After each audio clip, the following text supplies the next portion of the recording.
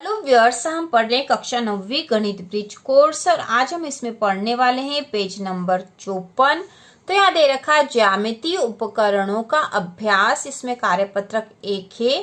प्रश्न पहला, रेखाखंडों को मापिए व रिक्त स्थान में बड़ा छोटा बराबर भरिए। तो हमें यहाँ नापना है। ठीक है, जैसे पहला है, यहाँ पे एक रेखा दे रखी, रेखाखंड, इसको हमें नापना है और यहाँ पे चिन्ह लगाना है। कौन सा बड़ा है, मतलब ये बड़ा है या छोटा है, या फिर बराबर का निशान हम लगाएंगे।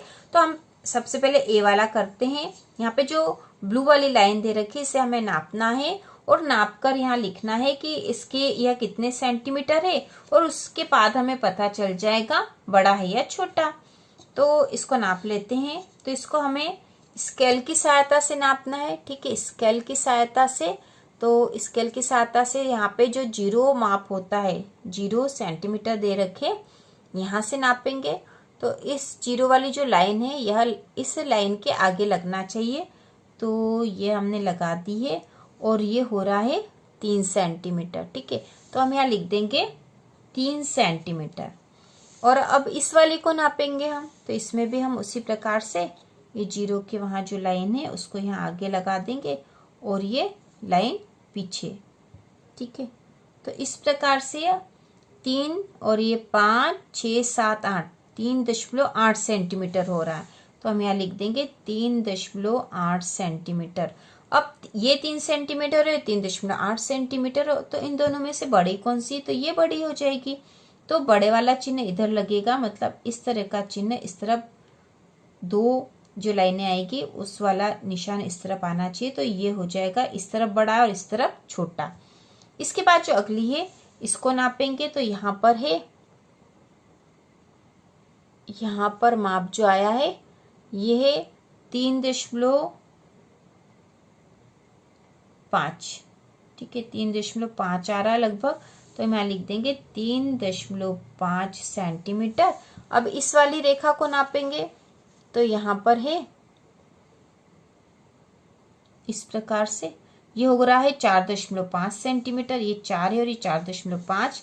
तो हम यहाँ लिख देंगे 4.5 सेंटीमीटर। तो इन दोनों में से बड़ा कौन सा? तो ये बड़ा है। तो इस तरफ निशान हम बड़े वाला लगा देंगे। इसके बाद जो सी वाला है उसको नापेंगे। तो यहाँ पे ये रेखा है, इसको नापेंगे। तो यहाँ पर है ये 4.5 सेंटीमीटर। तो हमने यहाँ लिख देंगे 4.5 सेंटीमीटर। अब इस वाले रेखाखंडों को नापेंगे। तो ये भी आ रहा 4.5 सेंटीमीटर। तो हम यहाँ पे भी 4.5 सेंटीमीटर लिख देंगे। अब ये दोनों तो बराबर है, तो हम यहाँ निशान लगा देंगे बराबर का। इसके बाद जो डी वाला है इसको नापेंगे। तो इसको भी 0 के निशान के वहां रखेंगे और ये 4.5 सेंटीमीटर का है। तो हम लिख देंगे 4.5 सेंटीमीटर। अब इस वाले रेखाखंड को नापेंगे। तो 0 के निशान के वहां रेखा का आगे का भाग, पीछे है 5.567, 5.7 सेंटीमीटर का है ये, 5.7 सेंटीमीटर।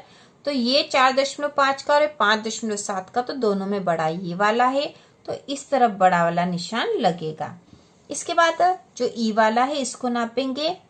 तो यहाँ पे भी ये 4.5 सेंटीमीटर आ रहा है। तो हम यहाँ लिख देंगे 4.5 सेंटीमीटर। इसके बाद जो अगला है इसको नापेंगे। तो इसमें भी ये हो रहा है 3.5 सेंटीमीटर। तो हम यहाँ लिख देंगे 3.5 सेंटीमीटर। अब इन दोनों में से बड़ा कौन सा? तो ये बड़ा है, तो इस तरफ बड़े वाला निशान लगेगा। तो इस तरह हमने छोटा, बड़ा और बराबर के निशान भर दिए हैं। इसके बाद जो प्रश्न नंबर दूसरा इसको देखेंगे।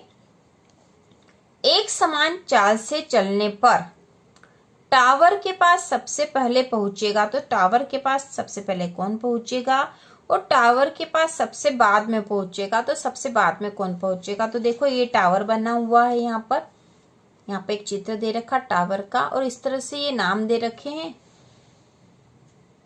राम, मोहन, राज, नीतू, सुमित। और ये इनकी रेखाएं दे रखी कि इस रेखा पर चलकर ये चलेंगे और एक समान चाल से चलेंगे। दो सबकी चाल जो है समान है, तो जो पास में होगा वो पहले पहुंचेगा और जो दूर होगा वो सबसे आखिरी में पहुंचेगा। तो इसके लिए हमें इसकी नाप करनी पड़ेगी कि कौन कितना पास और कितना दूर है। तो सबसे पहले राम से शुरू करते हैं। तो राम की जो दूरी है इस टावर से वह है लगभग 3.4। ठीक है, 3.4 तो हम यहाँ लिख देते हैं 3.4 सेंटीमीटर। यहाँ से यहाँ तक नाप लेंगे हम। अब मोहन की कितनी दूरी है, तो यहाँ 0 पे रखा और यहाँ ये 5 पे आया तो 5 सेंटीमीटर, 5 सेंटीमीटर। इसके बाद राज की दूरी नाप लेते हैं। तो राज की यहाँ 0 पे रखा और ये यहाँ रख दिया है। ठीक है, तो 5.567, तो 5.7 सेंटीमीटर। इसके बाद नीतू की दूरी नाप लेते हैं। तो नीतू की दूरी नाप लेंगे हम उसी प्रकार से। ये यहाँ से शुरू करेंगे, यहाँ से यहाँ तक की दूरी नाप लेंगे। तो 0 पे रखा ये और ये इधर 5 हो गया, तो 5 सेंटीमीटर दूरी इसकी है। ये हो जाएगा 5 सेंटीमीटर। इसी प्रकार सुमित की दूरी नाप लेते हैं। तो यहाँ पे 0 पे रखा और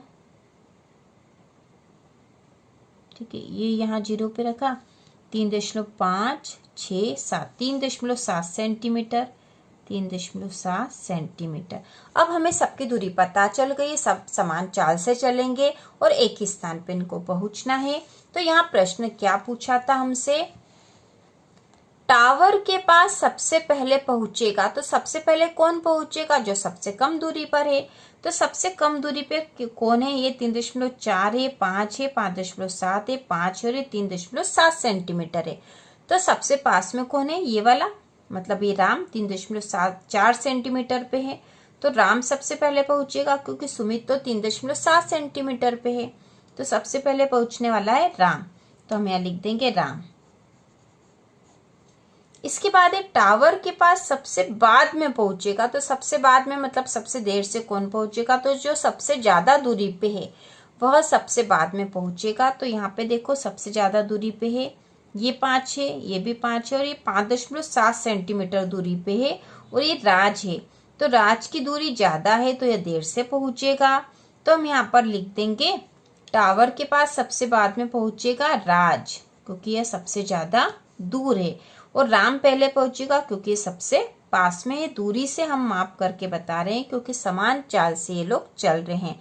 तो इस प्रकार से यहाँ पे आ जाएगा राज और यहाँ आ जाएगा राम। दूरी हम यहाँ नाप लेंगे, स्केल की सहायता से हम दूरी नापते हैं। ठीक है, स्केल की सहायता से हमें नापनी है और यहाँ पे जो 0 दे रखा है यहाँ से ही शुरू करनी है। तो इस प्रकार से हम नाप लेंगे और यह पेज नंबर 54 के सारे प्रश्न हो चुके हैं। तो इसी प्रकार के और वीडियो देखने के लिए कक्षा 9वीं की संपूर्ण तैयारी के लिए चैनल को सब्सक्राइब कीजिए।